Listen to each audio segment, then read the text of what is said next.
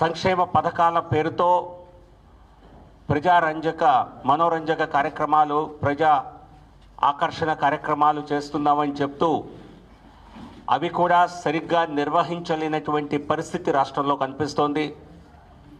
ప్రతిరోజు అప్పులు వెతుక్కునే దుస్థితి, అప్పులు చేయకపోతే పూట గడవని పరిస్థితి ఈ రాష్ట్ర ప్రభుత్వం విధానంగా కనిపిస్తోంది. కనీసం ఈ పరిస్థితుల నుంచి బయటపడటానికి ఏదైనా సరైన ప్రణాళిక రాష్ట్ర ప్రభుత్వం ఆలోచిస్తోందా అంటే అటువంటిదేమీ కనపడటం లేదు. రోజు రోజుకి ఆర్థిక పరిస్థితి క్షీణిస్తూ ఉన్నా ఈ రాష్ట్ర ప్రభుత్వం సరైన విధానంలో ఆలోచించకుండా, సరైన దిశలో ఆలోచించకుండా, సరైన మార్గాలు అన్వేషించకుండా ప్రజలపై భారాన్ని వేసేటువంటి నిర్ణయాలు తీసుకుంటోంది. మరి మాకు చేతనవ్వటం లేదు అని ఒప్పుకోకుండా ఏదో ఒక సాకుతో ఈ ప్రభుత్వం ప్రవేశపెట్టిన పథకాలని, అందులో కొన్ని కేంద్ర ప్రభుత్వ పథకాలని కూడా నీరుగార్చే విధంగా కొత్త ఆదేశాలు ఇస్తోంది. సో దీన్ని బట్టి చూస్తే ఈ రాష్ట్ర ప్రభుత్వం పూర్తిగా వైఫల్యం చెందింది అన్నది స్పష్టంగా ప్రజలందరికీ అర్థమవుతోంది. ఈ రాష్ట్రంలో జరిగే అభివృద్ధి అంతా కూడా కేంద్ర ప్రభుత్వ ఆధ్వర్యంలో జరిగే కేంద్ర ప్రభుత్వ పథకాల ద్వారా, కేంద్ర ప్రభుత్వం మరి నిర్మిస్తున్నటువంటి ప్రాజెక్టుల ద్వారా జరిగేది తప్పితే రాష్ట్ర ప్రభుత్వం స్వతహాగా మరి ఏ అభివృద్ధి అంశంలోనూ ఒక రూపాయి ఖర్చు పెట్టినట్టుగా దాఖలాలు లేవు. పైపెచ్చు కేంద్రం చేసే అన్నీ కూడా తాము చేసినట్టుగా చెప్పుకుని మరి ప్రజల్ని మభ్యపెట్టేటువంటి ఇటువంటి రాజకీయాలు ఈ రాష్ట్ర ప్రభుత్వం చేస్తోంది, మోసపూరిత రాజకీయాలు. విశాఖపట్నం రాయ్పూర్ మరి express way, green field express way నిర్మాణం జరగబోతోంది.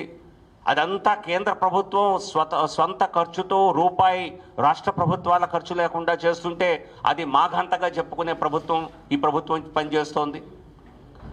ఈ మధ్యలో విజయవాడ మరి బెంగళూరు కొత్త ఎక్స్ప్రెస్ వే నిర్మాణానికి కేంద్ర ప్రభుత్వం అనుమతులు ఇస్తే దానికి కావలసినటువంటి వేల కోట్ల రూపాయలని, దాదాపుగా 3,500 కోట్ల రూపాయలని ప్రతి రూపాయి కూడా కేంద్ర ప్రభుత్వమే ఖర్చు పెడుతుంటే ప్రతి భూసేకరణతో సహా అంతా ఒక్క రూపాయి కూడా రాష్ట్ర ప్రభుత్వానికి ఖర్చు లేదు. మరి దాన్ని కూడా తమ ఘనతలాగా మరి వారు చెప్పుకుంటూ ప్రచారం చేసుకుంటున్నారంటే ఈ రాష్ట్ర ప్రభుత్వ పరిస్థితి, ఈ రాజకీయాలు స్పష్టంగా మోసపూరిత రాజకీయాలు అర్థమవుతున్నాయి.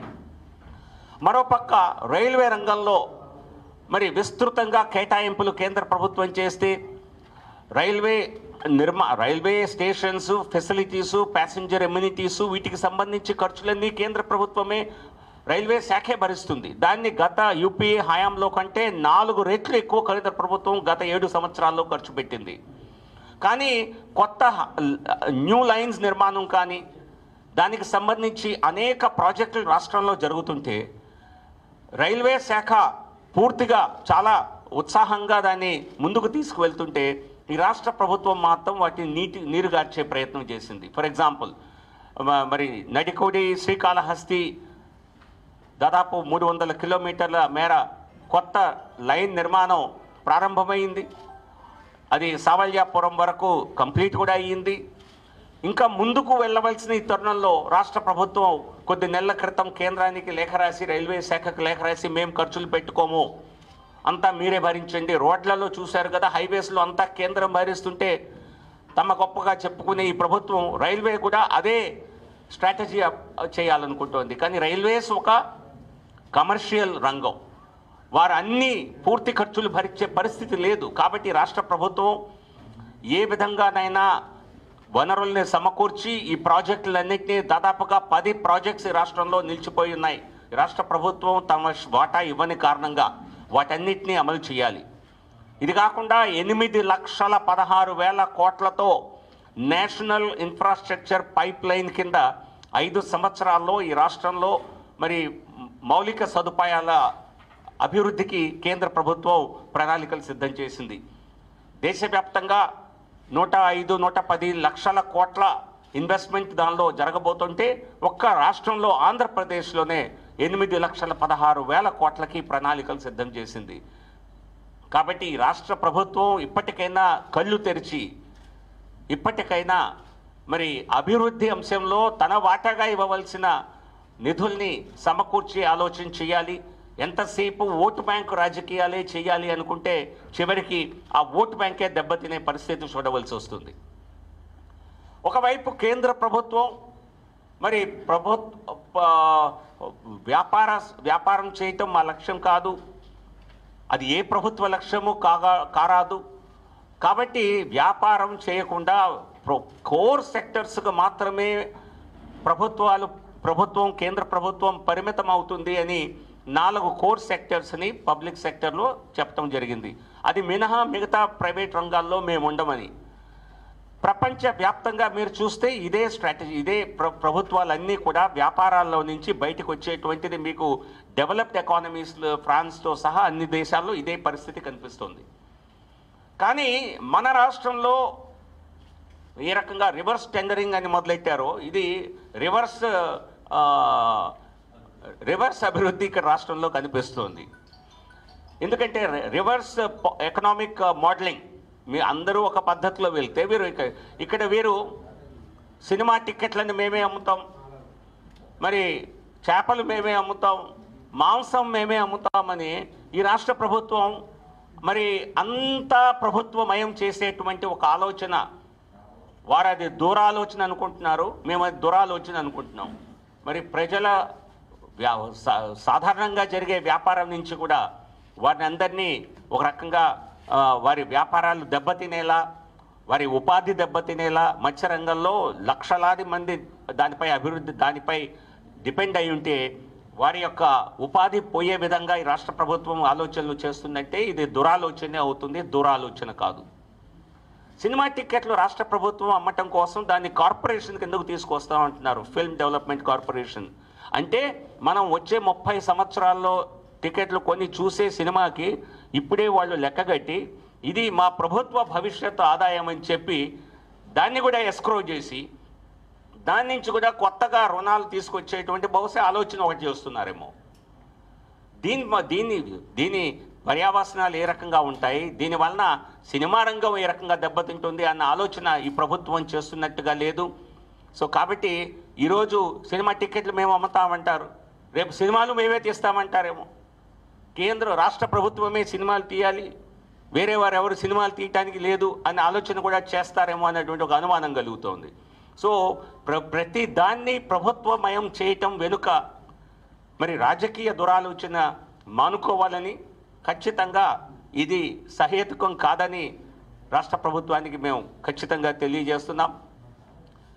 మరొక విషయం, ఈ రాష్ట్రంలో ఒక పక్క అభివృద్ధి జరగటమే లేదు, మరొక పక్క ప్రాంతాల మధ్య, జిల్లాల మధ్య అభివృద్ధిలో వ్యత్యాసం ఇంకా పెరుగుతూ వస్తుంది. ఇది ఈరోజు ఈ ప్రభుత్వ హయాంలోనే కాదు, దశాబ్దాలుగా ఈ పరిస్థితి ఇక్కడ నెలకొంది. ఉత్తరాంధ్ర జిల్లాల్లో కానివ్వండి, రాయలసీమ జిల్లాలు కానివ్వండి, ప్రకాశం అలాగే పల్నాడు ప్రాంతం కానివ్వండి, ఈ ప్రాంతాలు మిగతా ప్రాంతాల కంటే అభివృద్ధిలో సూచకల్లో చాలా వెనుకబడి ఉన్నాయి. మరి ఈ వ్యత్యాసాన్ని తక్కువ చేయడానికి రాష్ట్ర ప్రభుత్వం ఏం చేస్తోంది? ఈ ఆలోచన కనుక చేయకపోతే భవిష్యత్తులో ఇంకా ఈ వేరియేషన్ పెరిగి ఇంకా మరి ప్రజల్లో అసంతృప్తి నెలకొనే ఆలోచన ఉంది కనుక, అవకాశం ఉంది కనుక ఈ రాష్ట్ర ప్రభుత్వం ఇటువంటి సమగ్ర అభివృద్ధికి ఆలోచన చేయాలని, దానిపైన స్పష్టమైన ప్రణాళికలు సిద్ధం చేయాలని రాష్ట్ర ప్రభుత్వాన్ని డిమాండ్ చేస్తున్నాం. నిన్ననే మరి ఉత్తరాంధ్ర అభివృద్ధి వేదిక పేరుతో నిన్న మేము కొన్ని సమావేశం నిర్వహించడం జరిగింది. వెనుకబడిన అన్ని ప్రాంతాల్లో ఇటువంటి సమావేశాలు పెట్టి, అని మిగతా జిల్లాల్లో కూడా పెట్టి అన్ని జిల్లాల అభివృద్ధి జరగాలి, అలాగే సమగ్ర అభివృద్ధి కూడా సాధించాలి అన్న ఆలోచనతో ముందుకెళ్తాం. ఇక్కడ Visakhapatnam railway zone, south coast railway జోన్ని, సౌత్ కోస్ట్ మనకు రావాల్సింది సౌత్ కోస్ట్ జోన్గా కొత్తగా 2019 ఫిబ్రవరిలో అనౌన్స్ చేసినప్పుడు సౌత్ కోస్ట్ రైల్వే జోన్ పేరుతో మరి విజయవాడ, గుంటూరు, గుంతకల్ డివిజన్స్ ఆధ్వర్యంలో ఒక జోన్ నిర్మాణం కోసం కేంద్ర ప్రభుత్వం అప్పుడు ప్రణాళిక చేసింది. దానికి సంబంధించినటువంటి డిపిఆర్ని సబ్మిట్ చేయడం జరిగింది. దాని విషయంలో మేము తరచూ కేంద్ర ప్రభుత్వాన్ని, రైల్వే శాఖని మేము కలుస్తూ వచ్చాం. మొన్న కొద్ది రోజుల క్రితం కూడా ఒక దాదాపుగా 2-3 వారాల క్రితం సోమవీర్రాజు గారు, మాధవ్ గారు కూడా ఢిల్లీ వచ్చినప్పుడు రైల్వే శాఖ మంత్రి గారిని, కొత్త మంత్రి గారిని కలిసి చెప్పాం. గత వారం నేను railway board chairman Sunith Sharma గారిని కలిసి స్పష్టంగా ఒక లేఖ సబ్మిట్ చేస్తూ దీన్ని ప్రయారిటీ కింద రైల్వే బోర్డు సేకరించాలని, దీనిలో ఉన్నటువంటి కొన్ని ఏమన్నా ఛాలెంజెస్ ఉంటే వాటిపైన వెంటనే చర్చించి దానికి కావాల్సిన అవసరాలని సమకూర్చి విశాఖపట్నం హెడ్ క్వార్టర్గా సౌత్ కోస్ట్ రైల్వే జోన్ నిర్మాణాన్ని త్వరగా చేపట్టాలి అని చెప్పి నేను రైల్వే బోర్డు చైర్మన్ గారిని గత వారం కూడా కోరటం జరిగింది. ఆయన రైల్వే బోర్డులో ఈ విషయాన్ని త్వరలోనే మరి చర్చిస్తానని చెప్పారు.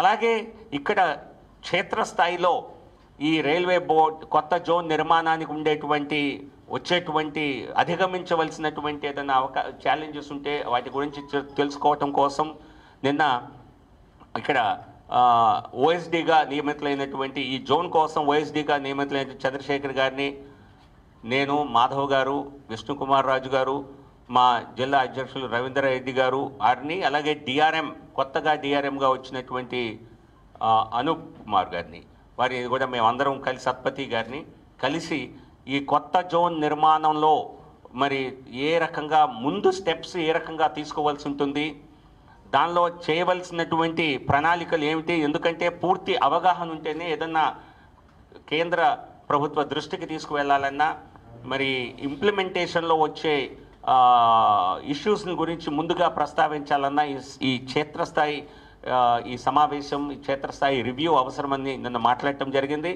సో అధికారులందరినీ ఒక రకంగా ఈ విషయంలో వారిని సన్నద్ధుల్ని చేయటమే కాకుండా చేయవలసిన ప్రణాళిక, ఎంత సమయం పడుతుంది, ఎలా చేయాలి, ఇవన్నీ కూడా విస్తృతంగా చర్చించి దానిలో భాగంగానే ఈ డివిజన్లో ఉన్నటువంటి రైల్వే సంబంధించినటువంటి సమస్యలు వాటి గురించి కూడా ప్రస్తావించడం జరిగింది. ముఖ్యంగా విశాఖపట్నం నగరంలో ఉన్నటువంటి బిల్డ్ చేయవలసినటువంటి రైల్వే అండర్ బ్రిడ్జెస్ కానివ్వండి, వాటి గురించి కూడా మాట్లాడటం జరిగింది. వాటి గురించి మళ్ళీ ఒకసారి మాధవ్ గారిని కూడా మీకు విస్తృతంగా డిఆర్ఎం గారి సమావేశం గురించి చెప్పమని చెప్తాను.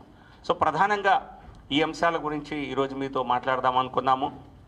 ఇక స్టీల్ ప్లాంట్ విషయంలోకి వస్తే, గతంలో మేమెప్పుడు కూడా ఒక కన్సిస్టెంట్ స్పష్టమైనటువంటి విషయాన్నే చెప్పడం జరిగింది. ఇది కేంద్ర ప్రభుత్వ విధాన నిర్ణయం. ఆ విధాన నిర్ణయంలో భాగంగా 4 రంగాలు తప్పించి, ప్రముఖ రంగాలు, స్ట్రాటజిక్ సెక్టర్స్ తప్పించి మిగతా రంగాలన్నింటిలో కూడా క్రమేపీ ప్రభుత్వం తన పెట్టుబడులు ఉపసంహరణ చేయాలి అన్నది ఒక ఆలోచన. దానివలన దేశంలో ఉన్నటువంటి మ్యానుఫ్యాక్చరింగ్ రంగానికి ఒక బలం చేకూరుతుంది అన్నది ఉద్దేశం తప్పితే మరొకటి కాదు. నిధుల సేకరణ మాత్రమే ఆలోచన కాదు. అలాగే పబ్లిక్ సెక్టర్ రంగంలో ఏ సంస్థ లాభాల్లో ఉంది, ఏ సంస్థ నష్టాల్లో ఉన్నది అన్నది కూడా బేరీజు వేసే అంశం కాదు. ఇది కేవలం మరి ఒక విధాన నిర్ణయం కనుక అది ప్రణాళిక ప్రకారం జరుగుతుంది. ఖచ్చితంగా ఈ రాష్ట్రానికి, ఈ ప్రాంతానికి ఒక వెన్నెముకలా ఉన్నటువంటి ఈ విశాఖపట్నం స్టీల్ ప్లాంట్ మరి ఎల్లప్పటికీ ఒక స్ట్రెంగ్త్గా ఇక్కడ ఉండాలని, ఇంకా పెరగాలని, గ్రో అవ్వాలని, ఉద్యోగుల మరి వారి ఉపాధికి రక్షణ ఉండాలని, ఈ అంశాలపై ఖచ్చితంగా మాకు అవకాశం ఉన్నప్పుడల్లా మేము కలిసి మాట్లాడుతూనే ఉన్నాము. ముందు కూడా ఆ నిర్ణయంలో భాగస్వాములుగా ఉంటాం. సో దాని నుంచి మాధవ్ గారిని కొంచెం ప్రముఖంగా రైల్వేస్ గురించి, ఇతర అంశాల గురించి మీకు చెప్పాలని రిక్వెస్ట్ చేస్తున్నాను. అందరికీ నమస్కారం. ఏదైతే జీవీఎల్ గారు అంటే ఈ ప్రాంతానికి, ఆంధ్ర ప్రాంతానికి సంబంధించిన అనేక విషయాలతో నిర్మాణాత్మక ఆలోచనతో వెళ్ళటం జరుగుతుంది. అదేవిధంగా ఎప్పటికప్పుడు రైల్వే సంబంధించిన అంశం ఏదైతే అందరికీ తెలుసు, ఇక్కడ ఆఫీస్ ఏర్పాటు చేయడం జరిగింది. దాని ప్రాసెస్ ప్రారంభమైంది, డిపిఆర్ తయారైంది. ఇన్ని ప్రాసెస్ నడుస్తున్న సందర్భంలో కోవిడ్ రావడం కారణంగా ఏదైతే శంకుస్థాపన అనే విషయం ఉందో ఆ విషయం పైన చిత్తశుద్ధితో ప్రయత్నం చేయడం, అనేక విషయాలు చెప్పడం జరిగింది. నిన్న ఓఎస్డీ గారిని కలిసి అనేక విషయాలు మాట్లాడటం జరిగింది. ఇక్కడున్న ఎంప్లాయీస్ సంబంధించిన గ్రీవెన్సెస్, ఈ డివిజన్ని విజయవాడలో మెర్జ్ చేసే సందర్భంగా వచ్చే అనేక ఇష్యూస్, రాయగడకు సంబంధించి అలాగే సౌత్ సెంట్రల్ రైల్వే సంబంధించిన అనేక ఇష్యూస్ కూడా మాట్లాడటం జరిగింది. తప్పకుండా ఆ విధంగా అడుగులు వేయటం జరుగుతుంది. అయితే అనేక రకాల విషయాలు ఏవైతే ఉన్నాయో పేపర్లో మీడియాలో వచ్చిన కారణంగా అనేక తప్పుడు వార్తలు కూడా, సంకేతాలు కూడా వెళ్తుంది. భారతీయ జనతా పార్టీ 100% చిత్తశుద్ధితో విశాఖపట్నం రైల్వే జోన్ క్రియేట్ చేసింది. అట్ విశాఖపట్నం హెడ్ క్వార్టర్స్, దాంట్లో ఇంకొక ఆలోచనే లేదు. అలాగే ఈ మధ్య కాలంలో విస్టోడ్రామ్ కోచ్ ఏదైతే మన అరకుకి మన ప్రెస్టేజియస్గా తీసుకొని ఒక ప్రపంచ ప్రసిద్ధిగాంచిన పర్యాటక క్షేత్రాల్లో ఉండే అటువంటి ఆ విస్టోడ్రామ్ కోచ్ని ఇనాగ్రేట్ చేయడం జరిగింది. అది మాయమైపోయిందని చెప్పి వార్తలు రావడం జరిగింది. మేము కూడా చాలా ఆందోళన చెందాం, అడగటం జరిగింది. ఆ ట్రైను కోవిడ్ కారణంగా ట్రాక్ మీద లేదు, దాని కారణంగా అది ఇతర పర్పసెస్కి పక్కన పెట్టడం జరిగింది. ఎప్పుడైతే అది ఫుల్ ప్లేజ్డ్ ఆపరేషన్కి వచ్చిందో, అరకు మీద టూరిజం ఎప్పుడైతే అలౌ చేశారో దాన్ని తీసుకొచ్చి దానికి అటాచ్ చేయడం జరిగింది. ఇవాళ స్థితి ఏంటంటే 2 విస్టోడ్రామ్ కోచెస్ మన అరకు ట్రైన్ ఉన్నాయని చెప్పి మనం గమనించాలి. అవకాశం ఉంటే, కావాలని డిమాండ్ ఉంటే 5 కోచెస్ ఇక్కడ అలాట్ చేయాలని చెప్పి కూడా ఒక ప్రపోజల్ ఉంది. సో ఆ విధంగా విస్టోడ్రామ్ కోచెస్ పూర్తి ఆపరేషన్లో ఉన్నాయని చెప్పి మీకు తెలియజేస్తున్నాను. అలాగే ఎప్పటి నుంచో లాంగ్ పెండింగ్ విశాఖపట్నం వారణాసి ఏదైతే ట్రైన్ ఉందో, సుమారు 7 సంవత్సరాలు పూర్తి అయింది, దాన్ని శాంక్షన్ చేసి, అయితే ట్రాక్ మీదకి ఎందుకు రాలేదంటే గతంలో ఈ జోన్ సంబంధించిన అంశమే, అంటే ఒక సెపరేట్ జోన్ ఉంటే వెంటనే వచ్చేది, అంటే రేక్ అలాట్ చేయలేదు. సో ఆ విధంగా రేక్ అలాట్ చేయడం కారణంగా రాలేదు. సో ఆ విషయం కూడా ప్రస్తావన చేయడం జరిగింది. త్వరలో దాన్ని పూర్తి స్థాయిలో తీసుకొచ్చి ప్రారంభిస్తామని చెప్పడం జరిగింది. అలాగే దీంతో పాటు విశాఖపట్నం నగరం బాగా పెరగటం జరిగింది. అయితే రైల్వే అవతల యువతల నగరం బాగా పెరగటం, దాని కారణంగా ముఖ్యంగా నరవ అనే ప్రాంతంలో ఏవైతే 6 లైన్స్ ఉన్నాయి, అక్కడ 6 లైన్స్ కారణంగా నరవ, వెదురు నరవ ఆ ప్రాంతంలో విపరీతంగా కాలేజెస్ పెరగటం, జనాభా పెరగటం, అనేక ప్రాజెక్ట్స్ రావటం కారణంగా వెళ్ళి రావాలంటే ఏవైతే అండర్ పాసెస్, బ్రిడ్జెస్ ఇవన్నీ కూడా ఏజ్ ఓల్డ్ అయిపోయి, అలాగే మన ఏదైతే రైల్వే మన ఎయిర్పోర్ట్ ఆపోజిట్ ఉన్న ప్రాంతం ఏదైతే ఉందో అక్కడ కూడా విపరీతంగా జనసాంద్రత పెరగటం. అయితే ఇవన్నీ కూడా 100 years పైగా ఉండే పాసెస్, వాటిని ఎక్స్టెండ్ చేయాలని చెప్పి, రోడ్స్ వేయాలని చెప్పి ఎప్పటి నుంచో ఉండే డిమాండ్, ఆ విధంగా ప్రధానంగా పెట్టడం జరిగింది. ఆ విధంగా తప్పకుండా రాబో బడ్జెట్లో వాటిని శాంక్షన్ చేసి తీసుకొచ్చే ప్రయత్నం చేయడం జరుగుతుందని చెప్పి చెప్పడం జరిగింది. ఆ విధంగా విశాఖపట్నం సంబంధించిన అనేక రైల్వే ఇష్యూస్ ఏవైతున్నాయో వాటిని నిర్మాణాత్మకంగా తీసుకెళ్ళి పూర్తి చేసే ప్రయత్నం చేస్తాం. మనందరం కూడా రైల్వే స్టేషన్ చూస్తుంటాం. సో ఎంత అద్భుతంగా ఇవాళ ఎయిర్పోర్ట్స్కి మించిన సౌకర్యాలు మన విశాఖపట్నం రైల్వే స్టేషన్ ఇవాళ దేశంలో అతి ఎంటర్టైనింగ్ స్టేషన్గా తయారైంది. దాంట్లో పిల్లలు వచ్చి అక్కడ ప్లే స్టేషన్ ఉంది, అనేక రకాల ఎంటర్టైన్మెంట్ ఉంది, అలాగే కావాలంటే సౌకర్యాలు, విడిది తీసుకునే సౌకర్యాలు ఏదైతే ఎయిర్పోర్ట్ లాంచెస్ ఉంటాయో ఆ విధంగా తయారైంది. ఈ విధంగా అత్యంత ఆధునికంగా, పరిశుభ్రంగా మన రైల్వే స్టేషన్ చేయడం జరిగింది. ఆ విధంగా రైల్వే సంబంధించిన అన్ని అంశాలు పూర్తి చేసి తీసుకెళ్ళడం జరుగుతుంది. కేవలం విశాఖపట్నం కాదు, ఉత్తరాంధ్రలో ఉండే అన్ని స్టేషన్స్ కూడా ఆ విధంగా అభివృద్ధి చెందాయి. ఇవన్నీ కూడా మీరందరూ హైలైట్ చేయాలని చెప్పి మేము కోరుతున్నాం. అలాగే మిగతా అనేక అంశాలు, స్టీల్ ప్లాంట్ ఇష్యూలో కూడా ఒక నిర్మాణాత్మకంగా ముందుకెళ్ళి అందరి ఆమోదయోగ్యంతో ఉండే, అంటే స్టేక్ హోల్డర్స్ ఎవరైతే ఉన్నారో, ఎంప్లాయీస్, కాంట్రాక్టర్స్, అలాగే ఎంఎస్ఎంఈ సెక్టర్ ఏదైతే ఉందో వాళ్ళందరికీ కూడా ఆమోదయోగ్యంగానే అది ముందుకెళ్తుంది. ఆ విధంగానే ఈ ప్రాంతాన్ని అభివృద్ధి ఇంకొక పదంలో తీసుకెళ్ళడానికి అది ఉపయోగపడుతుంది. ఆ విధంగా మేము చిత్తశుద్ధిగా కృషి చేస్తున్నామని మీ అందరికీ తెలియజేస్తున్నాం.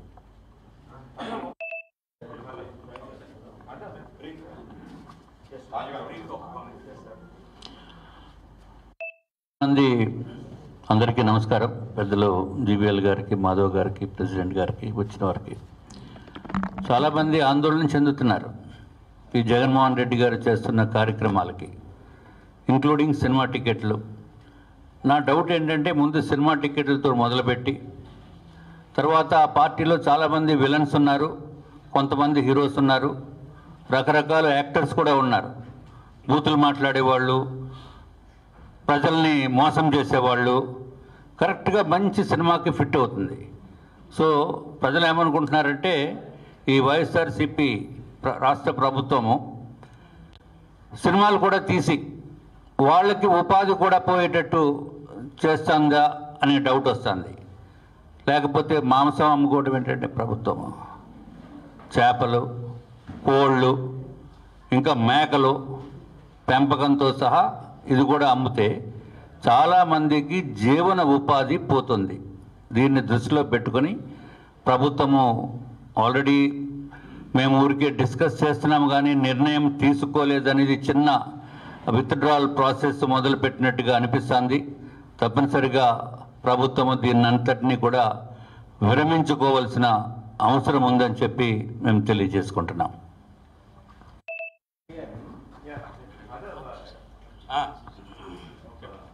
మీరు ప్రాంతాల మధ్య అసమానతలన్నీ తగ్గించాలని మాట అన్నారు కదా.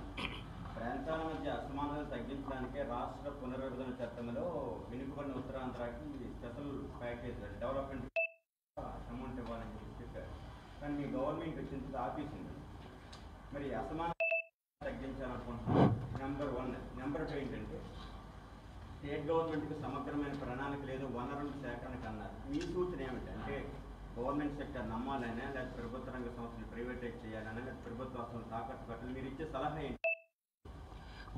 మొదటి ప్రశ్న, కేంద్ర ప్రభుత్వం ఇచ్చిన నిధుల్ని కూడా బ్యాక్వర్డ్ డిస్ట్రిక్ట్స్కి ఏ ప్రణాళిక కింద వల్ల నీతి ఆయోగ్ ఎస్టిమేషన్ చేసి ఆ నిధుల్ని 4 సంవత్సరాల పాటు ఇవ్వటం జరిగింది. కానీ ఆ డబ్బులు ఎక్కడికి పోయాయో లెక్క జమ లేదు. నేను ఈ ప్రభుత్వం అడుగుతున్నాను. గత ప్రభుత్వ హయాంలో కూడా దాదాపు 3 సంవత్సరాలకు ఇవ్వటం జరిగింది. ఇచ్చిన నిధుల్ని ఏం చేశారు, ఎందులో ఖర్చు పెట్టారు? ఎందుకంటే వాటన్నిటికీ గవర్నమెంట్ దగ్గర లెక్క ఉండాలి కదా. ఇష్టం వచ్చినట్లుగా వాడుకున్నారా డబ్బుల్ని? తమ ప్రత్యేక అవసరాలకి, రాజకీయ అవసరాలకు కూడా ఈ డబ్బుల్ని వాడుకున్నారు తప్పితే ఆ జిల్లాల్లో వీరు చేసిన అభివృద్ధి ఏమిటని నేను ఎదురు ప్రశ్నిస్తున్నాను. ఆ సమాధానం సంతృప్తికరంగా చెప్పి ఇంకా నిధులు కావాలంటే మేము కూడా మీ తరఫున మేము ఇంకా నిధులు పెంచాలి అని అడుగుతాం. కానీ ఇచ్చిన వాటిని దుర్వినియోగం చేసి లెక్కాజాము లేకుండా ఇంకా డబ్బులు వస్తే దాన్ని ఇంక ఎటు డైవర్ట్ చేద్దామని ఆలోచనలు పెట్టుకుంటే మాత్రం అటువంటి వాటికి బీజేపీ మేము సహకరించే ఆస్కారం లేదు. మేము వాటితో కలిసి రాం. నష్టం ప్రజలకే. కానీ ఈ వ్యవస్థలో, మన ఫెడరల్ వ్యవస్థలో ఇంప్లిమెంటేషన్ రాష్ట్ర ప్రభుత్వాల చేతుల్లోనే ఉంటుంది. డైరెక్ట్గా కేంద్ర ప్రభుత్వం ఈ నిధుల్ని ఖర్చు పెట్టి స్కీమ్స్ని గ్రౌండ్ లెవెల్లో ఇంప్లిమెంట్ చేసే ఆస్కారం లేదు. ఇచ్చింది నిధులు ఈ రాష్ట్రానికి. నేను అనేక మార్లు గతంలో అడిగాను, మరొకసారి అడుగుతున్నాను. ఓకే, గత ప్రభుత్వ హయాంలో తప్పులు చేస్తుంటే ఈ ప్రభుత్వానికి బయట పెట్టడానికి ఇబ్బంది ఏంటి? ఇచ్చిన డబ్బుల్ని ఎలా ఖర్చు పెట్టారు? సంవత్సరానికి 50 కోట్లు చొప్పున 4 సంవత్సరాలు 200 కోట్లు ప్రతి జిల్లాకి ఇస్తే మీరు విజయనగరంలో ఎలా ఖర్చు పెట్టారు, విశాఖపట్నంలో ఎలా ఖర్చు పెట్టారు, ఆ రాయలసీమ జిల్లాల్లో శ్రీకాకుళంలో ఎలా పెట్టారు? వివరాలు చెప్పండి. సో కేవలం కేంద్ర ప్రభుత్వాన్ని ఒక మరొక కల్పతరువులాగా వాడుకొని నిధుల్ని తెచ్చుకొని దారి మరల్చాలన్న ఆలోచన తప్పితే దీన్ని సద్వినియోగం చేసిన దాఖలాలు లేవు. రెండవ ప్రశ్న వచ్చింది, మీరు రాష్ట్ర ప్రభుత్వం వనరుల్ని ఎలా సమకూర్చుకోవాలి అని. సమకూర్చుకునే అవకాశం ఉన్న చోట మీరు అటువంటి ఆలోచనలు కూడా చేయలేదు. ఈ రాష్ట్ర ప్రభుత్వం ఎంతసేపు అప్పులు ఎలా చేయాలి అన్న దానిపైన చేసిన ఆలోచనల్ని, నిధుల్ని ఎలా సమకూర్చుకోవాలి అన్నది చేయనే లేదు. అదొక ఆలోచన చేస్తే ఖచ్చితంగా దానికి మేము కూడా సూచనలు చేస్తాం. ఇప్పటి వరకు వీరికి అప్పు తెచ్చుకోవటం, అరువు తెచ్చుకోవటంలోనే వీరు పిహెచ్డీ చేశారు ఇప్పటి వరకు. సో ఒక్కసారి వనరుల పైన కూడా దృష్టి పెడితే ఖచ్చితంగా మార్గాలు, మిగతా రాష్ట్రాలు ఏ మార్గాల్లో నిధులు సమీకరణ చేస్తున్నాయో అవే మార్గాల్లో ఇవి చేయొచ్చు.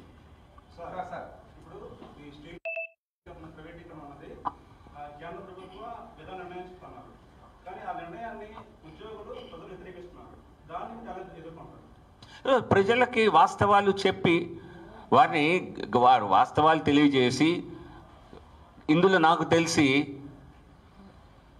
అధిక శాతం కేంద్ర ప్రభుత్వ నిర్ణయం సరైందే అని ప్రజల్లో కూడా ఉన్నది. కాకపోతే రాజకీయ దురుద్దేశంతో కొంతమంది మాపై ప్రత్యర్థులు చేసేటువంటి రాజకీయ విమర్శలు తప్పితే, వాటికి మీడియాలో వచ్చిన ప్రాచుర్యం తప్పితే ప్రజలకు కూడా తెలుసు, పబ్లిక్ సెక్టర్ రంగంలో కంటే ప్రైవేట్ రంగంలోనే ఎఫిషియన్సీ పెరుగుతున్నది. దాని ద్వారా మరి ఆ సంస్థ అభివృద్ధి చెందటానికి ఇంకా ఆస్కారం ఉన్నది అన్నది తెలుసు అందరికీ. ఎందుకు పబ్లిక్ సెక్టర్ రంగంలో కంటే ప్రైవేట్ రంగంలో అన్ని రంగాల్లోనూ పని బాగా చేస్తున్నారు కదా. వారికే ఎక్కువ లాభాలు, వారికి ఎక్కువ అభివృద్ధి జరుగుతుంది కదా. సో కాబట్టి ప్రజల్లో అపోహ ఉందని నేను అనుకోను.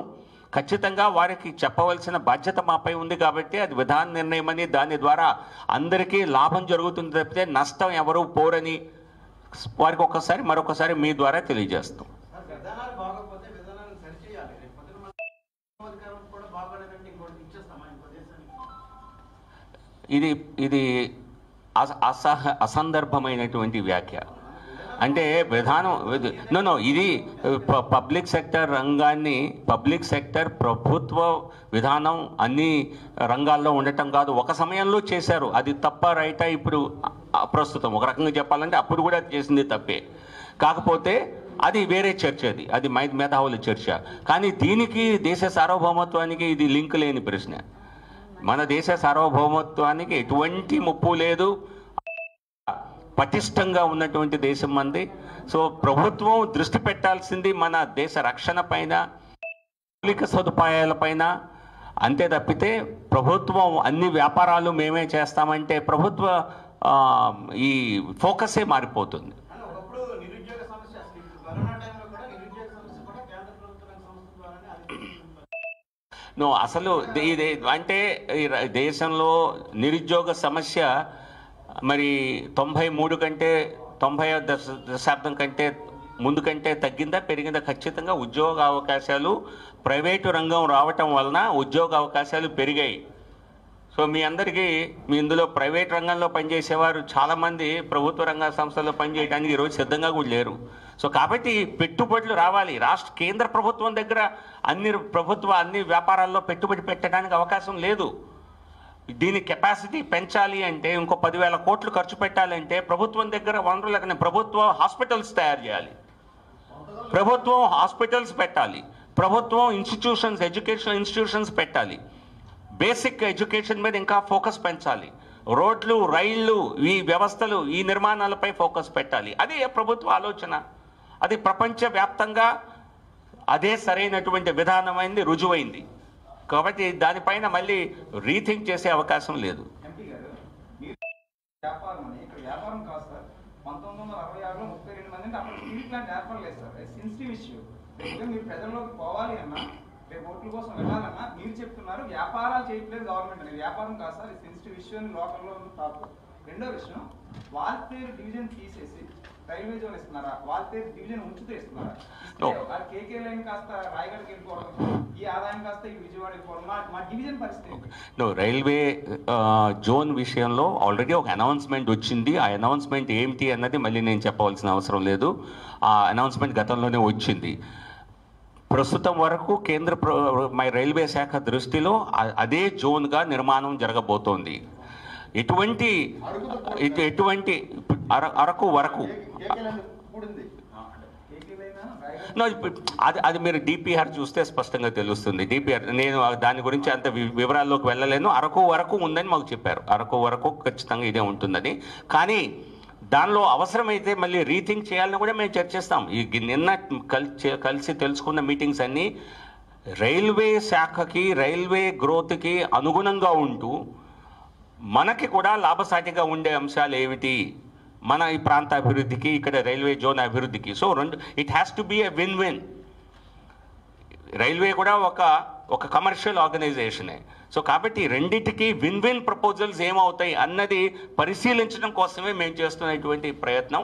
ఖచ్చితంగా దీనిలో సరైన ప్రతిపాదనలు వస్తాయన్న నమ్మకం మాకుంది. ఇక రైల్వే సెంటిమెంట్ అంటారా, నేను ఇంకొక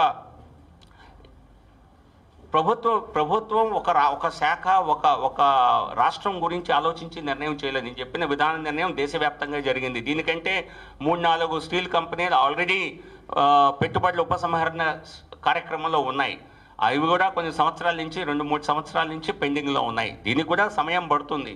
కానీ అది విధాన నిర్ణయం అయినప్పుడు ఏ ఒక్క పరిశ్రమని దృష్టిలో పెట్టుకొని తీసుకున్న నిర్ణయం కాదు, ఒక ఇండివిజువల్ ప్లాంట్ని. కాబట్టి అది మనం అర్థం చేసుకోవాలి. ఇక రాష్ట్ర ప్రభుత్వం చాలా అత్యధిక వనరుగా ఒక బిడ్ వేయచ్చు. మన రాష్ట్రంలో ఉన్న పరిశ్రమని మనమే ఓన్ చేయాలి అంటే రాష్ట్ర ప్రభుత్వమే అటువంటి ప్రతిపాదన కూడా చేయొచ్చు, ఆస్కారం ఉంది. అందరం చెప్పండి, రాష్ట్ర ప్రభుత్వం కూడా కొనటానికి సిద్ధంగా ఉందా? అత్యధిక వనరులు ఉన్నప్పుడు రాష్ట్రం కదా మంది.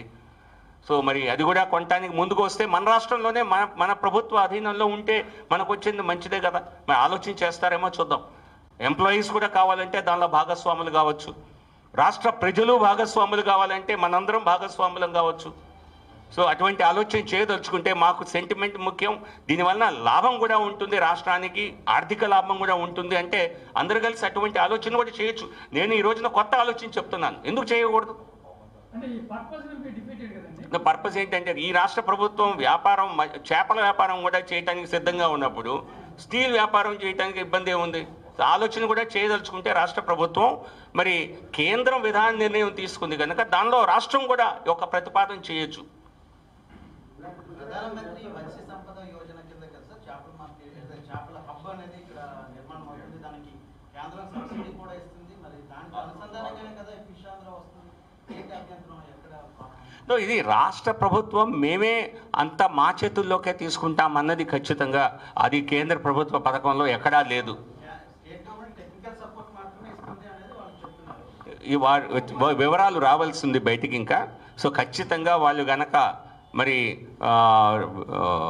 ట్రెడిషనల్గా ఆ రంగంలో ఉన్న వారికి ఉపాధి పోయేలా చేస్తే ఈ రాష్ట్ర ప్రభుత్వం అలాగే ఈ పార్టీ పాలకపక్షం వైసీపీ యొక్క రాజకీయ పరిస్థితి చాలా దెబ్బతింటుంది.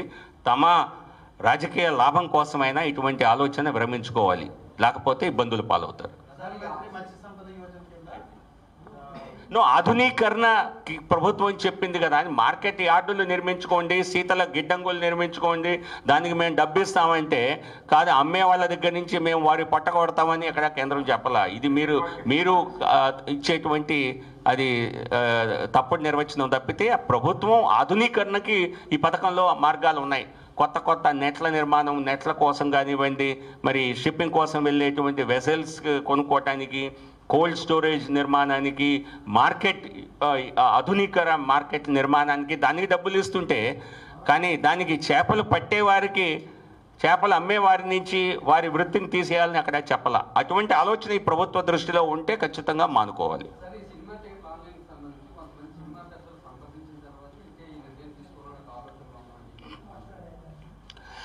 చెప్పే కదండి, ఇక ఒకటి ట్యాక్స్ రెవెన్యూస్ సరిగ్గా రావటం లేదు కాబట్టి మేము ఈ నిర్ణయం తీసుకున్నామని కొంతమంది చెప్పినట్టుగా వార్తలు వచ్చాయి. అదే నిజమైతే దానికి ఇంకా ఆల్టర్నేటివ్స్ ఏమన్నా ఉన్నాయా ఎతకాలి. ఇప్పుడు ఏంటంటే ఏ రాష్ట్రంలో లేనట్టుగా రేపు సినిమా టికెట్ల కోసం కూడా ఎమ్మెల్యేల దగ్గరికి వెళ్ళాల్సిన పరిస్థితి, ఎమ్మెల్యే చెప్తేనే టికెట్ ఇస్తారు, ఇటువంటి పరిస్థితి రాకుండా చూసుకుంటే మంచిది. అలాగే సినిమా రిలీజ్ కావాలంటే ప్రొడ్యూసర్, నేనే ప్రొడ్యూసర్ని కాదు, యాక్టర్ని కాదు, కానీ వారు ఎందుకు మౌనంగా ఉన్నారో నాకు తెలీదు. మరి రేపు సినిమా రిలీజ్ చేయాలన్నా కూడా మినిస్టర్ గారికి అప్లికేషన్ పెట్టుకుంటే ఆయన చెప్తారు మీరు ఏ డేట్కి రిలీజ్ చేయాలో, ఆ పరిస్థితి కూడా రావచ్చు. సో కాబట్టి కలెక్షన్స్ ట్యాక్సెస్లో కనుక ఇవేషన్ జరుగుతుంది అని ప్రభుత్వం భావిస్తే అలా జరుగుతూ ఉండొచ్చు అన్నది అందరి భావన కూడా సాధారణంగా తెలిసే. దానికి వేరే మార్గాలు అన్వేషిస్తే సరిపోతుంది. టికెట్లు అంతా ఆన్లైన్లో చేస్తామని అది ప్రభుత్వానికి సంబంధించిన అంశం కాదు అన్నది మా భావన. మరి ప్రభుత్వం అన్ని రంగాల్లో మేము చాలా అద్భుతంగా పనిచేయగలమని వారు భావిస్తే మరి పరిస్థితులే నిర్ణయిస్తాయి ఆ వ్యవస్థ ఎలా అవుతుందో అని. కానీ నేను మాత్రం ఖచ్చితంగా చెప్పగలను, చివరికి ఎమ్మెల్యేలు కూడా టికెట్లు చేతిలో పెట్టుకొని ఆయన పర్మిషన్ ఉంటే కానీ టికెట్లు రిలీజ్ చేయట్లేదు, ఇటువంటి వార్తలు కూడా మనం వినాల్సి వస్తుంది ఆ వ్యవస్థలో.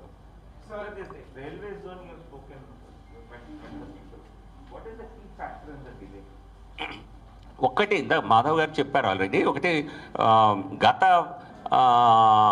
దాదాపుగా 18 నెలలుగా మొత్తం కోవిడ్ కారణంగా అత్యధికంగా దెబ్బతిన్న రంగాల్లో ఖచ్చితంగా ట్రాన్స్పోర్ట్ రంగం ఒకటి. రైల్వే శాఖ కూడా మరి కొన్ని నెలల పాటు పూర్తి స్థాయిలో రైలు నడవలేదు. ఇప్పుడు కూడా కేవలం ఎక్స్ప్రెస్ ట్రైన్స్ మాత్రమే నడుస్తున్నాయి, మెయిల్ ఎక్స్ప్రెస్ నడుస్తున్నాయి.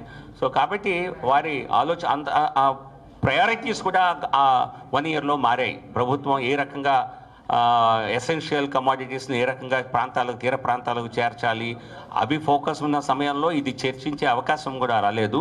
Plus railway finances are also certainly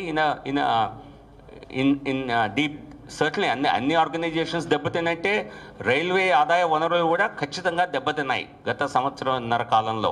ఎందుకంటే కొత్త జోన్ నిర్మాణం అంటే ఖచ్చితంగా ఖర్చుతో కూడుకున్న పని. అందువలన కూడా కొంత ఆస్కారం ఉంది, అవకాశం.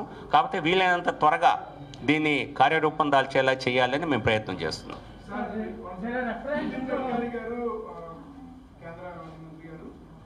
బీజేపీలో పదవులకు భయం ఉందని సీఎం కూడా భయపడుతున్నారని ఇప్పుడు వ్యాఖ్యలు చేయడం జరిగింది. బీజేపీలో పదవులు ఉంటాయో ఉండమనే పరిస్థితి లేదు అనేటువంటి ఒక వ్యాఖ్య చేసి దానివల్ల సీఎం అయినటువంటి చాలా మంది బీజేపీ సీఎం అభ్యర్థులు కూడా కొంత భయానికి పరిస్థితి ఉంది. మేము మా పెద్ద నాయకులు చేసిన వ్యాఖ్యలపై ఎటువంటి వ్యాఖ్యలు చేయలేము. మానిటైజేషన్ అట్ మైక్రో లెవెల్ అంటే ఫియర్ ఏంటంటే public assets will disappear, will go into private hands. This monetisation will lead to at panchayat level also. లేదండి, ఇది ఎప్పటి నుంచో నిరర్థకంగా ఉన్నటువంటి పబ్లిక్ అసెట్స్ని, వాటి నుంచి కొంత ఆదాయాన్ని పబ్లిక్కి సమకూర్చి, ఇదే ప్రైవేట్ వ్యక్తులకు వెళ్ళే ఆదాయం కాదు. ఇది ప్రభుత్వం కూడా మానిటైజేషన్ ఛానల్ ద్వారా సేకరించేటువంటి నిధుల్ని, నేను చెప్పానే 1,09,000 కోట్ల మరి మౌలిక సదుపాయాల్లో నేషనల్ ఇన్ఫ్రాస్ట్రక్చర్ పైప్ లైన్లో పెట్టుబడి పెడుతున్నాం. దానికి పెట్టుబడులకు కావాల్సినటువంటి నిధుల్ని కూడా ఈ మానిటైజేషన్ ద్వారా సమకూర్చుకునేటువంటి ఒక విధానం అది. దానివల్ల వచ్చే ఈ గతంలో కూడా ఈ విధానం నడిచింది, కొత్తగా ఏం జరగట్లా. కాకపోతే ఇది ఒక ఇంటిగ్రేటెడ్ ఫ్యాషన్లో చేస్తున్నారు మా ప్రభుత్వం. మేము వీఆర్ ట్రాన్స్పరెంట్ అబౌట్ ఇట్. మేము చేసింది చెప్తున్నాం. అనేక ప్రభుత్వాలు చేసేది ఒకటి, చెప్పేది ఒకటి. యూపీఏ ప్రభుత్వ టైంలో కూడా ఈ మానిటైజేషన్ యాక్టివిటీ అనేది జరిగింది. అనేక హైవేస్, స్ట్రెచెస్లో మానిటైజేషన్ ప్రాసెస్ జరిగింది, టోల్ కలెక్షన్ ద్వారా, వాటి ద్వారా. కాకపోతే వాళ్ళు చెప్పలేదు. మేము దీన్ని ఒక రెవెన్యూ జనరేటింగ్ పాలసీ కింద మేము స్పష్టంగా క్లారిటీ ఇచ్చాం.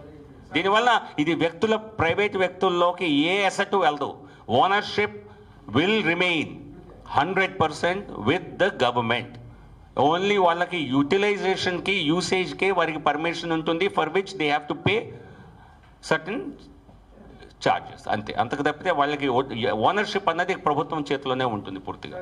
రాష్ట్రాల్లో పెట్రోల్ రేట్లు అంటే ఒక రాష్ట్రం ఎక్కువ తక్కువ ఉన్నాయి. దీన్ని జిఎస్టీ బదులు చేస్తే మంచిది అనిపిస్తుంది.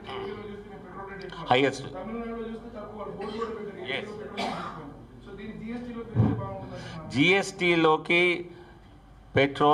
పెట్రోలియం ప్రోడక్ట్స్ని, ఈవెన్ ఆల్కహాల్ వాటిని కూడా తీసుకురావాలి అని ప్రభుత్వం, బీజేపీ దానికి ఫేవరబుల్గా ఉంది.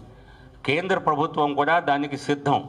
కాకపోతే రాష్ట్ర ప్రభుత్వాలే వారికి వచ్చే చాలా ఎక్కువగా వచ్చే ఆదాయ వనరుల్లో ఈ రెండు వారి దగ్గర ఉన్నాయి. వాళ్ళు దీనికి సుముఖంగా లేరు. అందులోనూ ఇక్కడ మరి ట్యాక్స్ల పేరిట వేసేటువంటి వాయింపు చూస్తే, బాధుడు చూస్తే, సో వారికి ఇది కేంద్ర ప్రభుత్వానికి ఇచ్చే రాష్ట్ర ప్రభుత్వాలు ఒప్పుకునే అవకాశం లేదు. జిఎస్టీ కౌన్సిల్లో జరిగే నిర్ణయాలన్నీ కూడా రాష్ట్ర కేంద్ర ప్రభుత్వాలు కలిసి ఇప్పటి వరకు అన్ని నిర్ణయాలని యునానిమస్గా తీసుకోవటం జరిగింది. సో ఈ విషయంలో రాష్ట్ర ప్రభుత్వాలు సిద్ధంగా లేవు. మొదట జిఎస్టీ మొదటైన సమయంలోనే వాళ్ళు ఈ కండిషన్ పెట్టారు, వీటిని మాత్రం మేము కేంద్ర పరిధిలోకి, జిఎస్టీ పరిధిలోనికి వెళ్ళనీయమని. స్టేట్ గవర్నమెంట్ సిద్ధంగా ఉంటే వెంటనే ఇది కేంద్రం దీనికి ఒప్పుకుంటుంది. కేంద్రానికి ఎటువంటి ఇబ్బంది లేదు.